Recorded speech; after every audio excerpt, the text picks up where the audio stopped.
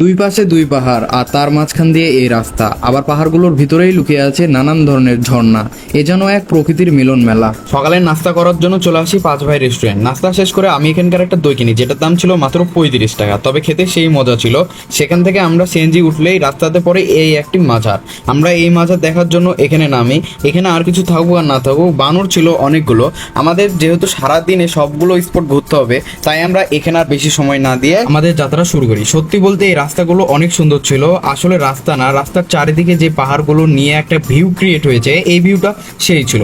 এরকম view enjoy করতে করতে আমরা চলে আসি প্রথম স্পট লাল পাহাড়। পাহাড়টি লাল মাটি দিয়ে তৈরি, তবে এর বিশেষ্য হচ্ছে এখানে আপনি গ্যাস পেট্রোল ছাড়াই আগুন জ্বালাতে পারবেন। এটা প্রথমে আমারও বিশ্বাস হচ্ছিল না। আগুন জ্বালানো ম্যাচের দাম 2 টাকা, তবে সুযোগের সদ্ব্যবহার করার জন্য এই দোকানদার 5 টাকা করে নিচ্ছে, কারণ এইখানে আর কোনো দোকানই নাই। তারপর আমি ট্রাই করি, প্রথমে না হলেও অনেকক্ষণ ধরে চেষ্টা করার পর ঠিকই হয়, আসলেই আগুন ধরছিল। এইবার আমি এখান থেকে উপরে ওঠা শুরু করি, কেননা উপর থেকে ভিউটা দেখতে আরো বেশি সুন্দর লাগে। আমি এখন পাহাড়ে উঠি, আর আপনারা আমার পেজটাকে ফলো করেন। দেখা হচ্ছে নেক্সট কোনো ভিডিওতে। Tata, bye bye.